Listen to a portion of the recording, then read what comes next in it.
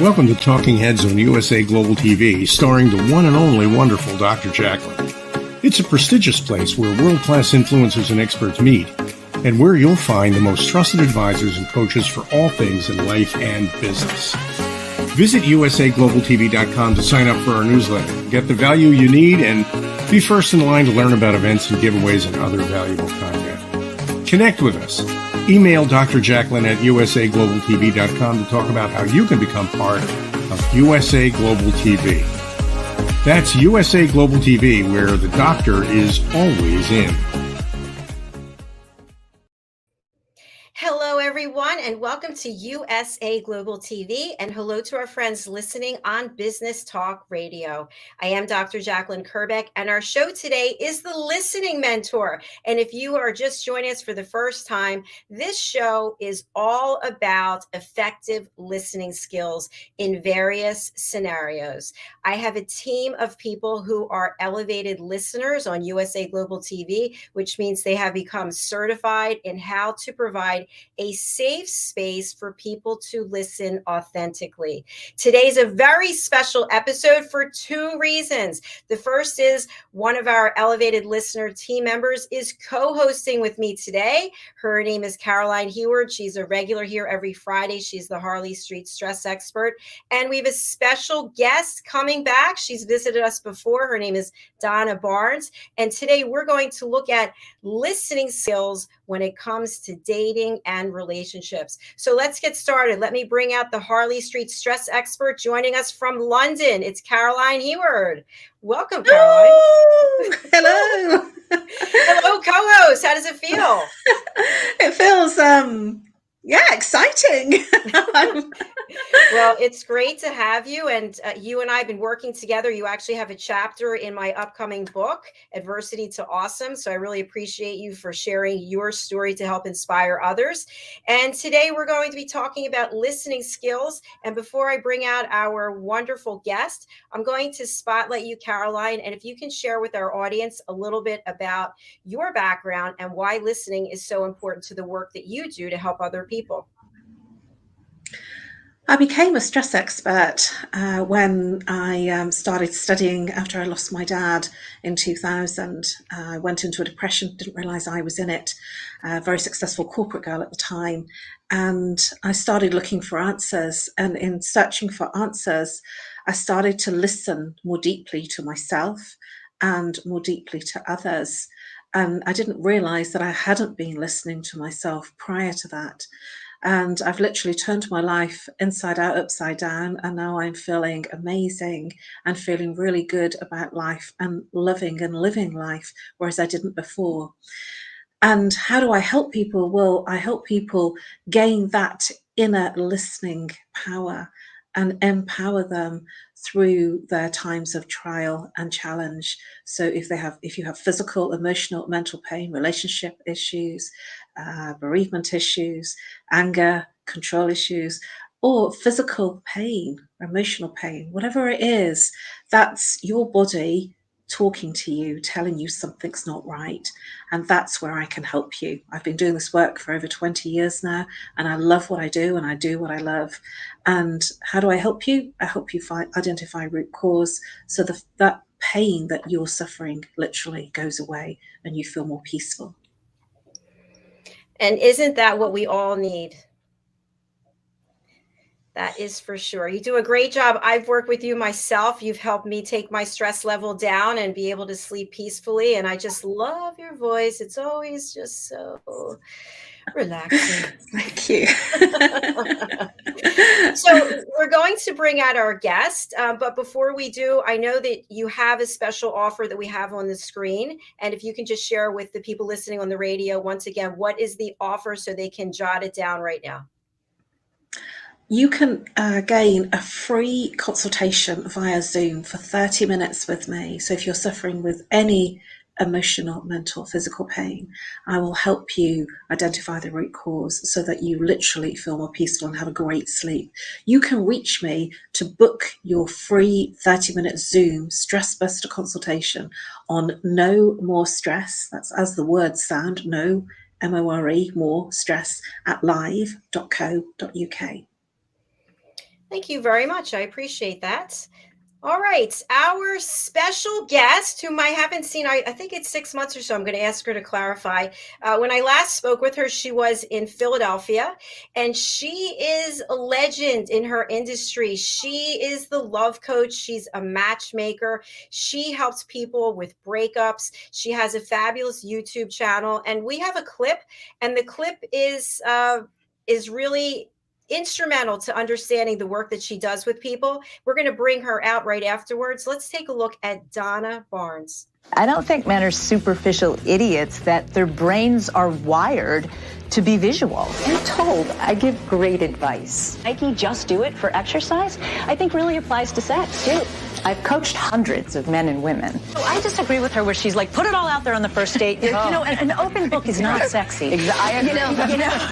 Do you have relationship questions? Chances are one of my clients or myself or my friends have gone through the same thing, and I already made a video about it. So I invite you to check out my YouTube channel, DonnaBarnes. I've made hundreds of advice videos based on real life experiences so that you can make better choices. In my upcoming Breakup Recovery Action Plan, there's going to be checklists and quizzes. Best information that I've ever experienced or acquired. If you're stuck and can't move forward or let go, my action plan is built to help you. Subscribe to my channel.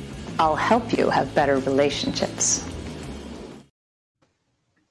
Welcome, DonnaBarnes. Woo! Nice to see you. Oh, we can't hear you. We can't hear you. Mute. Sorry. So it looks like she may still be in Philadelphia. We're going to find out in a minute. But that's a great clip. And I would love for people to go over to Donna's YouTube channel, DonnaBarnes, and subscribe. And you can watch her. She also has a podcast. Are you with us, Donna? No, we still can't hear you. So while you're working on that, Caroline, let's talk a little bit about listening skills and relationships. As we know, most people, what is most, who knows, are not authentically listening. They're just showing up, but they're not actually paying attention. One of the things that happens is that we come into a relationship and we have something that I call a hidden agenda, something that we've got like sort of something that's going on for us that we want out of that communication, that relationship, that interaction. And so we come with an agenda that the other person isn't aware of. And so it's a bit like sort of, let's take, for instance, we're about dating at the moment.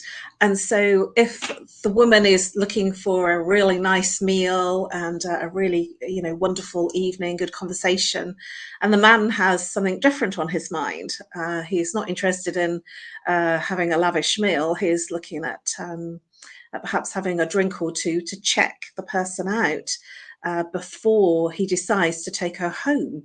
And so the woman's expecting one thing and the man has something else on his mind, or it could be the other way around. But, sort of there are agendas that we don't share with the other person. And so we don't know what the other person really wants from the interaction, the evening that they're sharing with you. And so we operate through those hidden agendas. And so it can be very conflicting if the woman is expecting a really lovely meal, a slap-up meal, and a really lovely romantic evening, and the man has something else in mind. He could be expecting a really nice dessert. So. That's so good. Yes. Yeah. Yes. All right, let's see if Donna's ready to join us. Can Donna. you hear me now? Yes. Welcome, Yay. my friend. Okay. Hello. My apologies. That's Technology okay. is great when it works, but when it doesn't, it's so frustrating. So are you still in Philadelphia?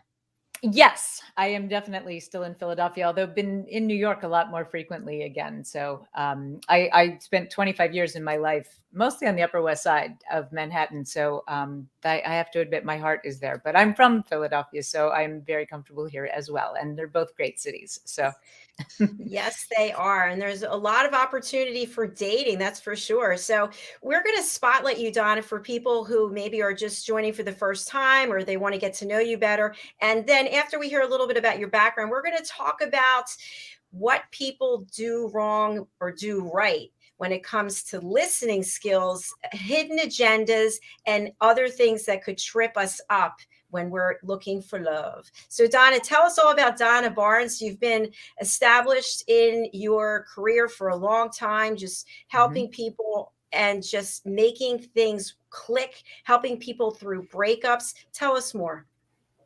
Yeah, well, thank you. Yeah, well, it's been 15 years now since I went to a party and it changed my life because I had been an actress and a model. And I just, in having my own heart ripped out at age 30 and pre-internet, right? There was no way to like search and find answers. And I found that self-help books and knowledge and a great therapist were really the answer to that. But in the early 2000s, I went to a party and met the producers of a reality show that were looking for single successful women in New York. And me and my three girlfriends became known as the Barracudas, the leads in a reality show called The Real Sex in the City. That was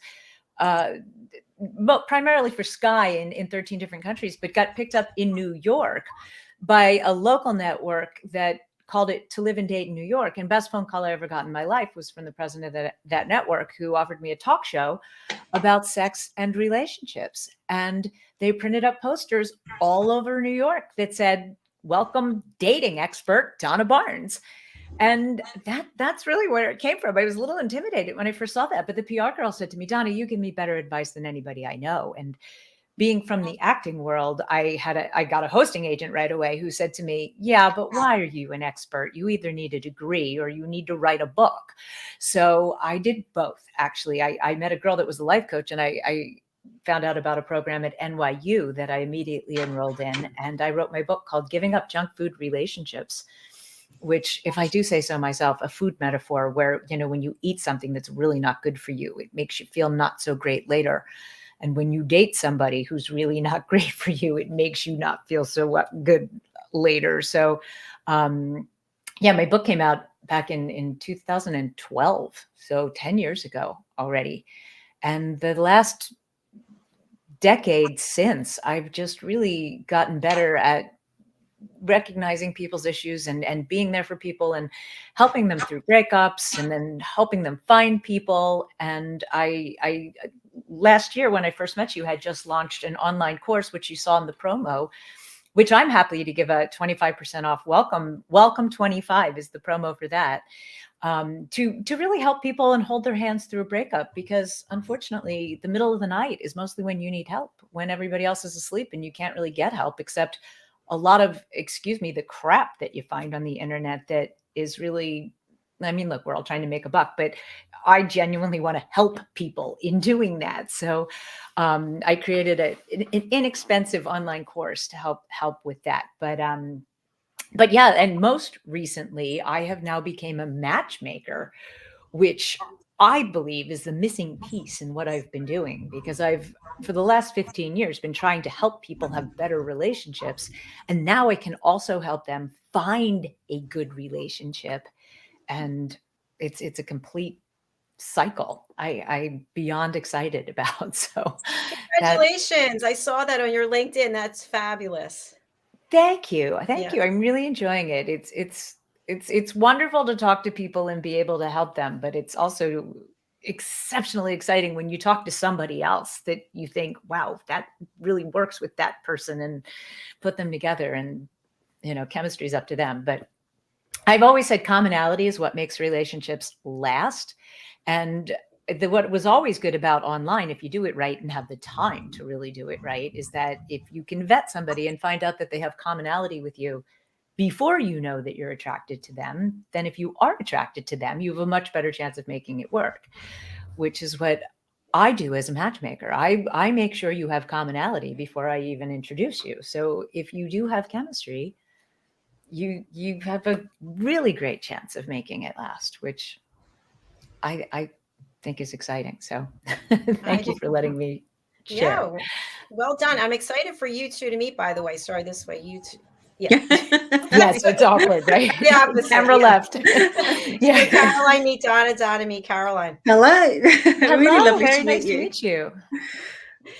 We're Oh, going to talk a little bit, and I'd love to have both of you interact on this. When it comes to relationships and people really listening to one another, I know the relationships that I've been in that were dysfunctional, it was always kind of over talking one another. It starts to escalate and elevate when you find out that there's something that you didn't know about the person or that you didn't like or they don't like about you. So I'm going to start with Caroline. What are your thoughts in terms of the quality of a relationship being dependent on your listening skills?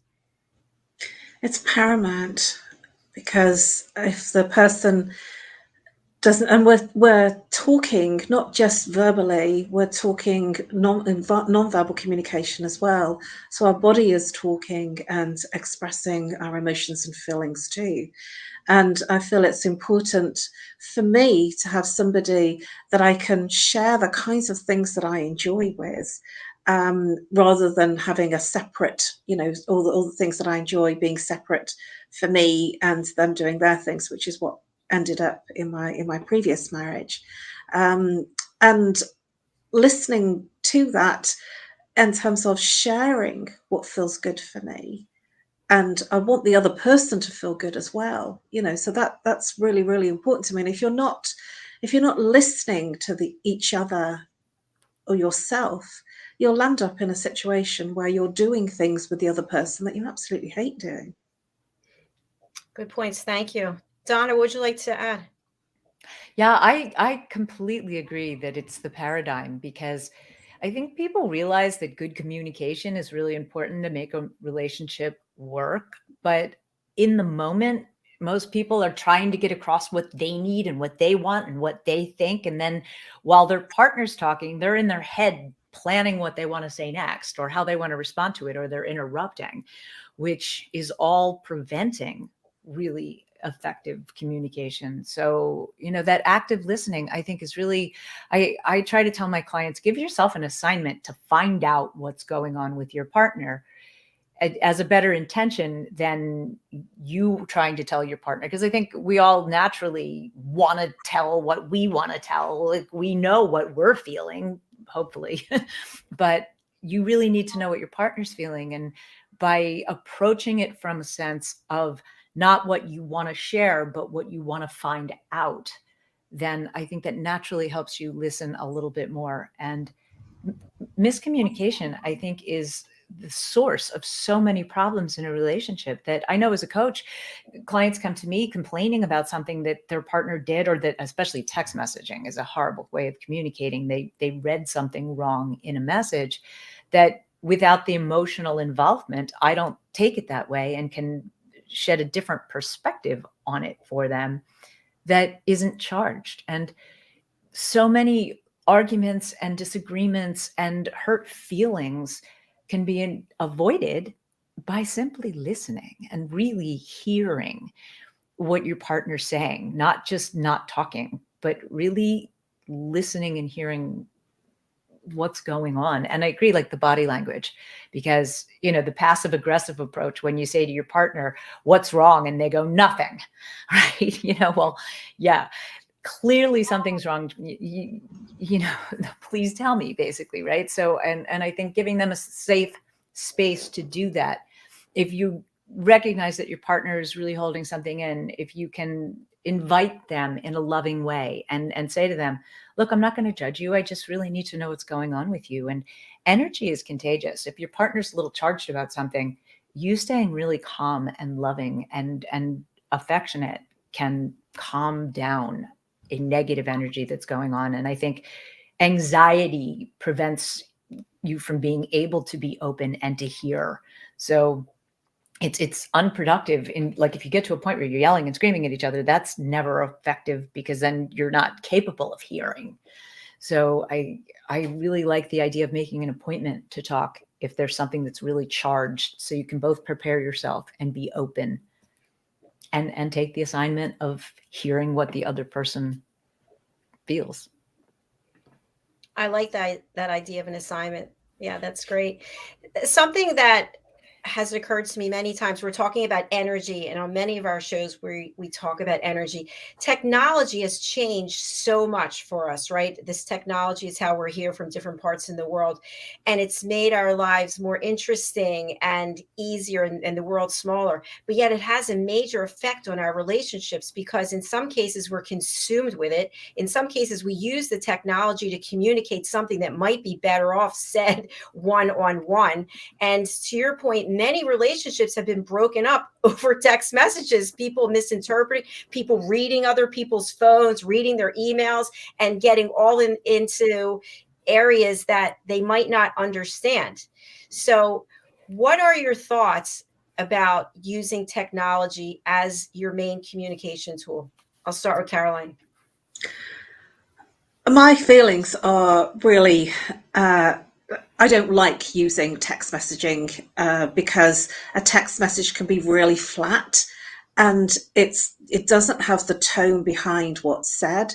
And sometimes it can almost sound like you're being angry, even if you're just asking a direct question. And it's how it's received. Whereas if somebody hears my voice, they know that I'm not angry. They'll know when I am angry because I'll sound it.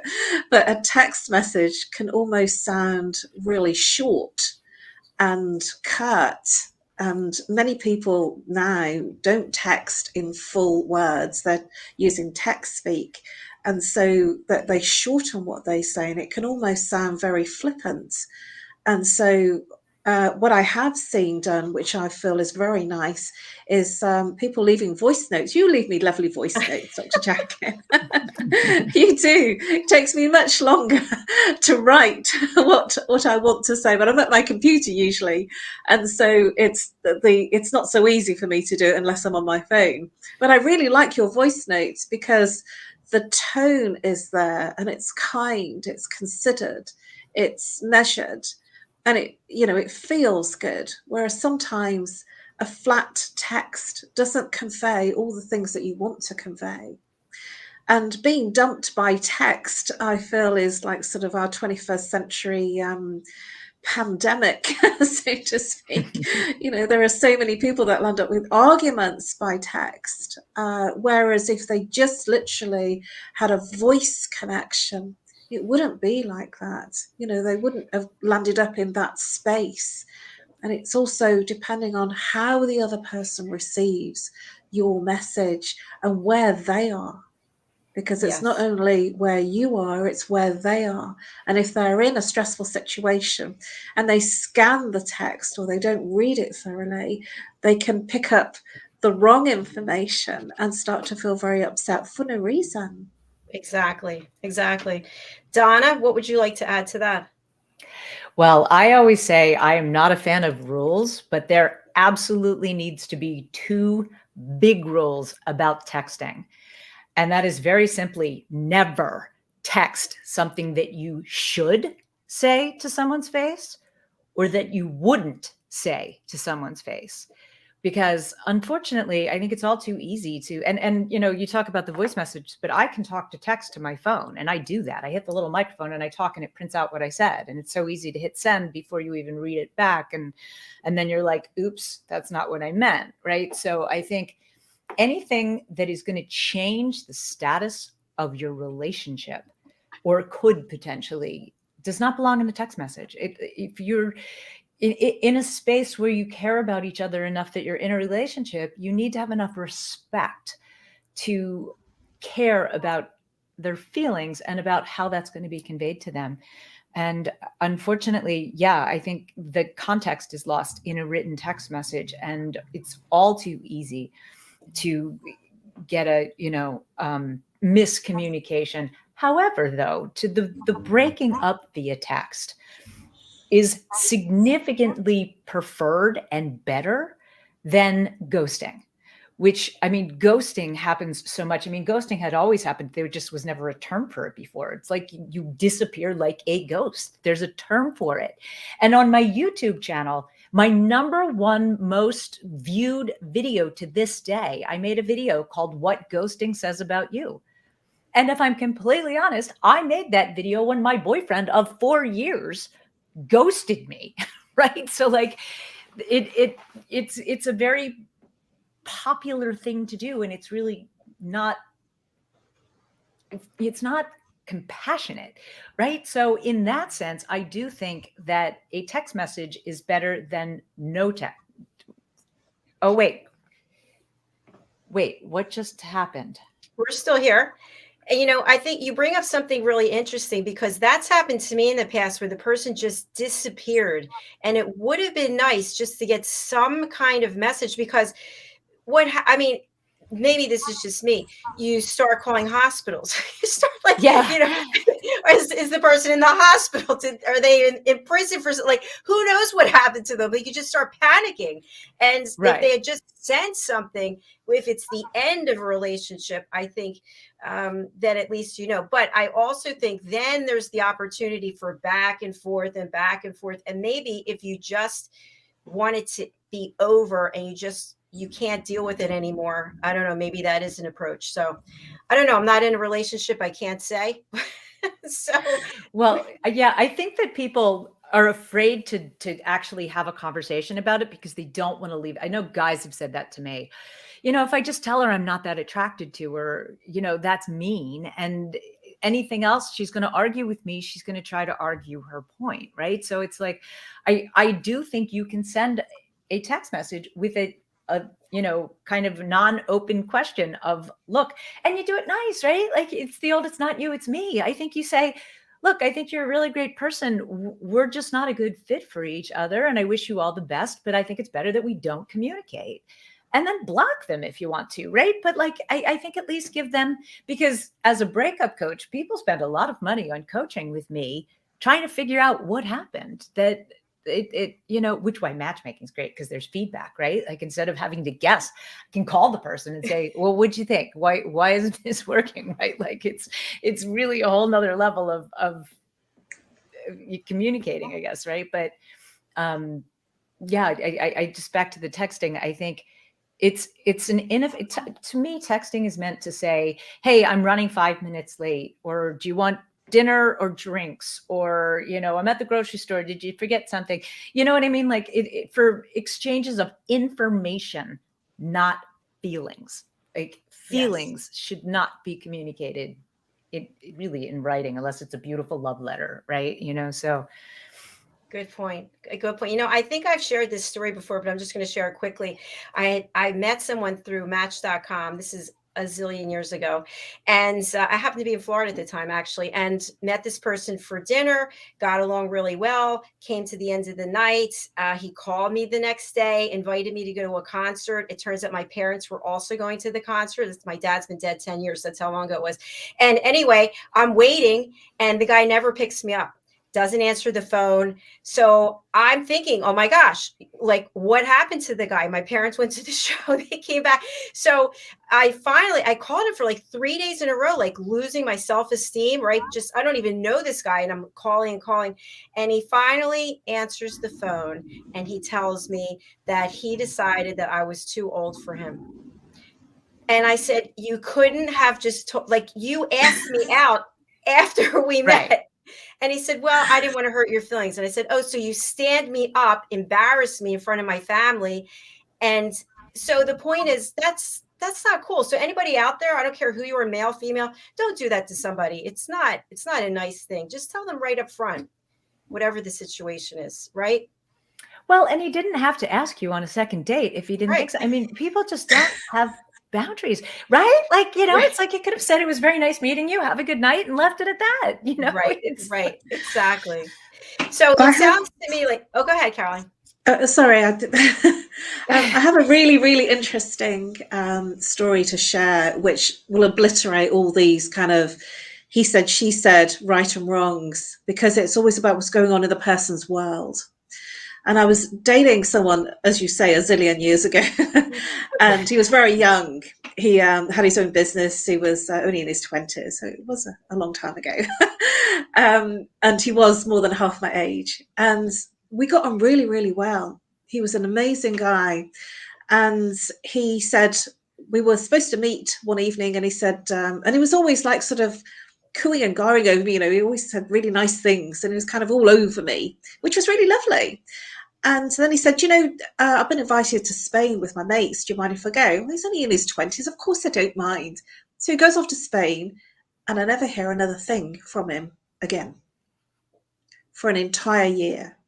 And what I did was I did a poll, because I thought, well, that's really weird. He's all over me. And then I hear nothing.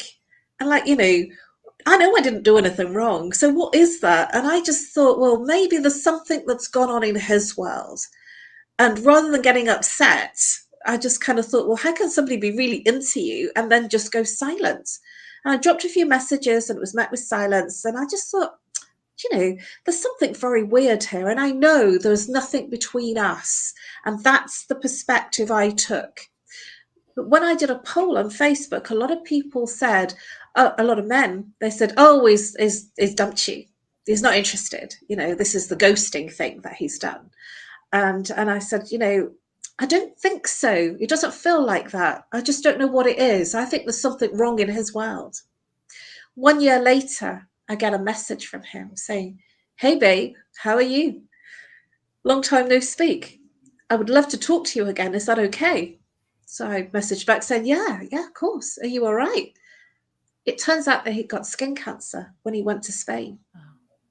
And he was in hospital, and he had chemotherapy, and he felt really, really uncomfortable about saying that. He was very white, very, very ice creamy white with freckles and ginger hair. So he caught the sun, he was just being blasé with his mates, didn't have any sun cream, and literally got burnt and got skin cancer. Now, I felt terrible. All the things I was thinking, I was getting affected by that, and he was in pain. He was suffering and in hospital and in chemo. And I just think sometimes it's not always about you. It can be something that's going on in the person's world. It's usually not about you. I say that to clients all the time. I say, 90% of the time, I'm quite sure it's about something that's going on in their life, and that, especially when you just meet somebody, because you're not important to them yet. You're maybe interesting, but you have no idea. And I always tell a story too, that years ago, I met one of the greatest loves of my life on Match.com. And I'd had a great conversation with him, and I was in New York. He was down in DC, although he lived in New York. And he said, well, I'm coming home next weekend. Do you want to see each other Friday or Saturday? And I later said, I'm glad I picked Friday, because we went out Friday night and we had a really nice time, and we really hit it off. And we ended up spending hours and hours and hours together. And then he said at some point, can I push my luck? Can I see you again tomorrow night? And I said, yeah, sure. And it became a long-term relationship. But later he said to me, I had a second date planned with another girl that I was on the fence about, like, for that Saturday night. And then after I met you, I left her a message and said, hey, sorry, it's not going to work out for me. And he was like, she didn't get my message. She just called me. It was so awkward. I felt bad. I didn't want to say I met somebody else. But I wanted to say, could I call that girl? And could I tell her that you met somebody else and that it's not her, right? Because that's, and I tell that story a lot to clients, because that poor girl thought she had a great connection with this guy, was taking him on a second date because she had asked, could I take you out? And she was going to pay. And then he canceled and never saw her again. So I think it's exactly your point, that it doesn't have to even be that something really bad happened to them. It could be something wonderful happened to them that is just more interesting, I hate to say, but, or just at least is more pressing sometimes. So I think what we're all saying is the same thing. And I think it comes down to communication. And we have a show on this channel called The Power of Etiquette and Manners. And to me, I just feel like if you live your life with respecting yourself and respecting others, why wouldn't you, regardless if you have skin cancer, if you think the person's too old, if like whatever it is, why not just tell the other person something? Because then you're really being true to yourself. You're acting in integrity, aren't you? I think so. Go ahead. Sorry, I don't want to. No, go on. Yeah. I always say, it comes down to integrity and what can you look in the mirror and feel good about yourself for? And I do think, unfortunately, sometimes it does nag at you if you got busy and you wanted to do that and then you just didn't, and then too much time passed, and then like, I know I'm guilty of that. There was a guy that I had a very nice date with that I'd met right when I was leaving New York, and then I was moving and I got caught up in all like just stuff, and I liked him, and I wanted to at least give him the respect of telling him that it wasn't going to work. But then too much time passed and it was inappropriate for me to reach out to him. Right. So I think my long-winded point is, I think you'll feel better about yourself if you treat people the way you want to be treated. Right. It goes back to do unto others. Right. Like, and I think that's a really wonderful mantra or just self-belief system, that if you're kind to other people, it helps you feel better about yourself. And in the long run, it's easier to love yourself when you're not feeling guilty about ways that and if you're a narcissist and you have no empathy, then that's unfortunately why a lot of these guys or girls, mostly more popular in guys, but just move on and don't care and don't, because they can't feel empathy. But I think for the average person to feel empathy for everybody, I mean, everybody on the face of this earth, it would be a lot happier place. And unfortunately, I realize easier said than done. But yeah, good points. I was reflecting on the last date that I had, which I'm not going to say how long ago it was, but it was a long time ago. No kidding. Anyway, I connected with this guy on Match.com, and we met at a restaurant, and he took his phone out and he was showing me pictures through the whole thing. This is my house. This is my dog. This is my boat. This is my car. And I thought to myself, this is the end. This is not going anywhere. So he walked me to my car, tried to kiss me goodnight. I pushed him away, in a nice way. And he called me the next day, and I missed his call. So he texted me and said, I'd love to go out with you again. So I took a pause and I wrote back, I'm really sorry, but I don't think we're a good fit. And I wrote, you were on your phone and you weren't facing me. And I didn't feel like we had a good connection. And he sent me a text message. When I tell you, he literally ripped me apart. He wrote horrible things about me. He doesn't even know me. So I thought, oh my gosh, this person has problems. This person is like, do not go away. So do you know, about 2 weeks later, he called and left a message that he felt horrible, that he left that message, that he had been rejected by 5 women in a row. And he realized that there must be something about him that was pushing people away. So my point is, instead of leading the guy on or never answering the phone or never getting back to him, I let him know. And then he had some kind of breakdown, and maybe he since had a breakthrough. Right. Well, feedback is very helpful, I think, right? Like anytime that I think it's compassionate. If it's something that someone can change, it's effective to share with them that needs to be changed, because you don't know what you don't know. So if someone can enlighten you to something that could be helpful to you, I think that's excellent. Like, I think it's not helpful when it can't be changed. Right? Like if you'd said to him, you're too short, I don't like short men. Like, that's mean, right? Like, he can't change that. Right. So, and it probably bothers him. Right. So then, but like, you get my point, right? Something like you're on your phone too much is very constructive criticism that really could help a lot, Yeah. And I want to say one thing, and then Carolyn, will go to you. It's also with the phone. I feel like you need to ask permission. Donna, would you mind if I showed you a bunch of pictures of my life? Would that be something you'd like to see? You know what? Not right now. Mm-hmm. I'd like to have a conversation first, and then I'd love to see, or could you show me 1 or 2 and then we'll have a chat? Right. Yeah. I'm a big fan of asking for permission, because I think it gives somebody an opening, because not everybody has strong boundaries. Like, I spend so much time trying to teach clients boundaries that, I always say, if someone does something and you didn't like it, but you didn't say anything about it, you just taught them that they can do that, and they will. They won't think that it's a problem. So I think asking permission is always great. Like, I even do that with clients. I'll say, like, could I put a new thought in your head? Like, do you mind if I this or that? Right.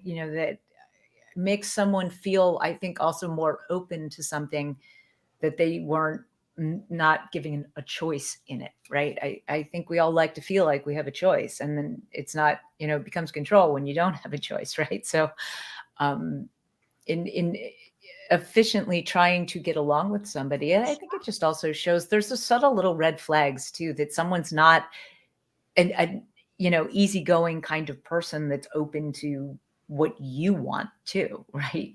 So little things like that on a first date can really be big red flags to somebody that's had toxic relationships.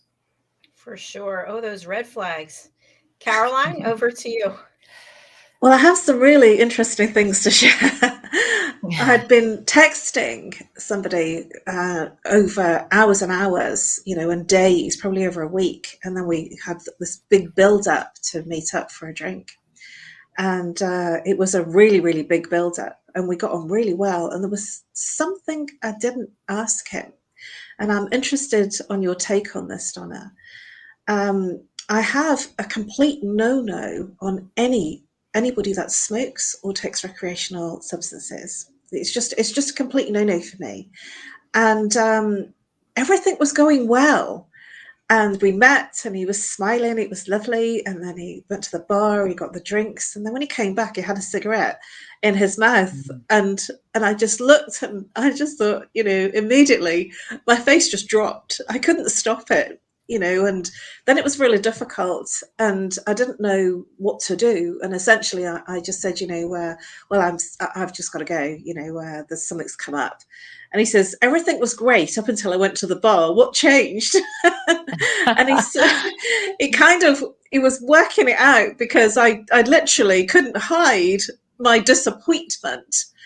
Right. I'd be interested to hear how you would vet that, what you would do, because do you actually just come out and say, I don't go out with smokers, or would you just leave it and do what I landed up doing? I found out. Well, yeah, I think exactly in your situation where I'm sure you were caught off guard and you weren't expecting that, especially if you were already connecting with him and having a good time. So I think it's perfectly appropriate, especially if your face showed it, right? To just say, I'm just so disappointed because that's a real deal breaker for me. I can't stand the smell and it bothers me. And I can't be with a smoker or whatever. You don't even have to share a specific reason, but I think that, yeah, holding that true to yourself and I coach people to make a real strong list of what their deal breakers are and what their requirements are, and then being really strong to love yourself enough to hold true to that when you meet somebody that you're really attracted to but who clearly sees one of your deal breakers. So first of all, good for you that you stood up for yourself and held true to that even though you were attracted to him. But I think absolutely in letting him know, like I once was on a date with a guy, similar situation. I'd met him on Match.com. We talked on the phone and had a great conversation. We had everything in common.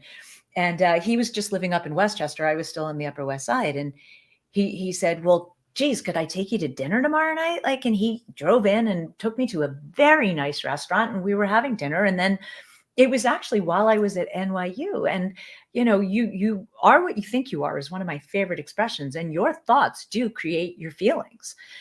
And he disagreed with that. He was like, no, you have an emotional reaction to something. You can't control that. And I said, yeah, I agree. That's your emotional response center. But your more rational thinking brain takes a minute longer to kick in. But once it does, you can use it to, talk yourself off the ledge, if you will, right? You can deep breathe, you can, do all sorts of things. But anyway, without getting into what the conversation was, he got really heated and angry and was arguing his point, and he just wanted to change my mind. He didn't want to hear what I had to say, going back to the listening thing, right? He just wanted me to think what he thought. And I realized what was happening and I tried to calm it down. And I said to him, hey, let's just agree to disagree. We'll change the subject. And he was like, no, he needed to change my mind. And I finally laughed at him and I said, look, my professor is the one that put this thought in my head. I'm not likely to change my mind tonight. Right. So but much to your situation, as we got up and we started to leave, he said to me, you don't like me, do you? And I said, well, it was a massive red flag to me that clearly we were starting to argue and you were incapable of letting it go. So hopefully that was a lesson for that guy, because actually really handsome, very successful. I was very excited about having met him up until that point. But I always say to clients, people reveal themselves if you're paying attention, right? So that was a huge reveal, because I can't be with somebody who wants to argue with me all the time. That's exhausting. I just, that's not for me. So yes, I think it's very appropriate to let somebody know, hey, look, yeah, I think you're amazing, but this is a deal breaker for me. And Yeah. it's just not going to work, you know? You know, and I I think love the the good word. news is in both cases is that you both found out right away. In other words, it didn't go on for a year, and then, because then you can see you were both paying attention to what the facts were. And to your point, Donna, about Caroline, you could have been so attracted to him, because I've done this and been like, oh, I'll deal with the smoking. I actually did that. I was like, oh, I cannot be with anyone smoking. And I went out with a chain smoker for years. Hello, makes no sense. But I thought to myself, Right. oh, I can overlook this, but you can't overlook it. And it just becomes this, it's always at the center of everything. So we're having It's a such a nasty good phase. conversation. Yeah. And I've got another show right after this. I feel so bad. Oh, that's okay. Oh. So Donna, I love having you here today. I hope you'll come back and see us again. You're such a bright light. We don't have a dating show anymore, but would love to chat with you about that. And there's so many people who are in need of having somebody to listen. And you know, people are going through lonely times. They're just getting back out there, and marriages breaking up, people find each other. So I'll give you a call and let's have a chat to see how we can help bring people together and get more of Donna across the world. I would love that. I'm always happy to help, and it's always wonderful to see you. Thank you. Thank you so much. I'm going to spotlight you one more time. How can people reach out to you, especially people listening on the radio who cannot read the banner? Oh, well, DonnaBarnes.com is the easiest one, right? Remember Donna Barnes, like Barnes and Noble. And that's kind of the hub for everything that I do. If you're single and wanting to meet somebody, there's a little Cupid that says free matchmaking. You can actually sign up for free to be in our database that is completely private, where it's similar to online dating, except that only the matchmakers see your profile and your pictures. And I will actually talk to you and flush out your profile to make sure it hits all the things that we're looking for. So if you're single, I think everybody should be in our database, because what do you have to lose? It doesn't guarantee you a date, but if a client is looking for somebody that you're a match for, we'll arrange the date, we'll set it all up. You just show up and have fun. So I think that's a great option.